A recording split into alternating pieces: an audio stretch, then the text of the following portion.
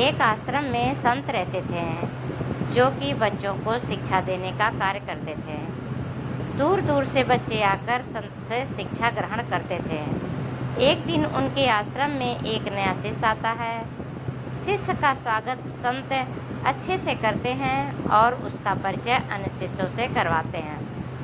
नया शिष्य चोरी करने की भावना से आश्रम में रहने लगता है और जब भी उसे मौका मिलता वह अन्य शिष्यों का सामान चुरा लेता। वहीं एक दिन कुछ शिष्य उसे चोरी करते हुए पकड़ लेते हैं और फौरन संत के पास ले जाते हैं।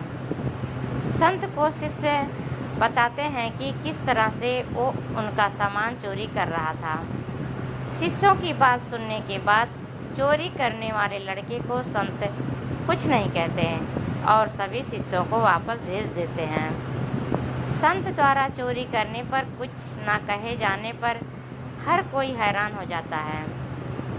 वहीं कुछ दिनों बाद फिर वही लड़का चोरी करते हुए पकड़ा जाता है। फिर से अन्य शिष्य उसको संत के पास ले जाते हैं और संत से चोरी की शिकायत करते हैं। संत एक बार फिर उसे कुछ नहीं कहते हैं और ऐसे ही छोड़ देते हैं। संत द्वारा चोरी करने वाले लड़के को आश्रम में न निकाले जाने पर अन्य शिष्य नाराज हो जाते हैं और अपनी नाराज़गी जाहिर करते हैं। तब संत शिष्यों को समझाते हैं कि वह लड़का इस आश्रम में नया है और बुरी आदत में फंसा हुआ है। व्यक्ति की आदतों को बदलने में समय लगता है। इससे पहले ये जहाँ रहा करता था वहाँ से इसने चोरी करना सीखा है।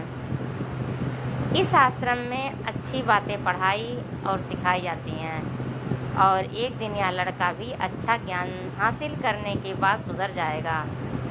अगर मैं उसको आश्रम से निकाल दूंगा तो वह चोरी करना नहीं छोड़ेगा तथा कहीं और जाकर चोरी करने लगेगा। लेकिन अगर मैं उसे इस आश्रम में रहने दूंगा तो वह तुम लोगों के साथ रहकर सुधर जाएगा। संत की बात सुनकर शिष्यों को अपनी गलती का एहसास हो गया और सभी शिष्यों को ये समझ आ गया कि अच्छे माहौल में रहने से और अच्छी बातें सुनने से बुरे से बुरा व्यक्ति सही रास्ते पर आ जाता है। सभी शिष्य संत से क्षमा मांगते हैं और वादा करते हैं कि वे उस लड़के को सुधारने में संत की मदद करेंगे। सीख: जिन लोगों के अंदर बुरी आदतें होती हैं उन्हें सज़ा देने की जगह अच्छा ज्ञान दें ताकि वो सुधर जाए और एक बेहतर इंसान बन जाए। Thank you friends. अगर यह कहानी आप लोगों को अच्छी लगी हो सब्सक्राइब करिए, लाइक करिए, शेयर करिए, कमेंट करिए।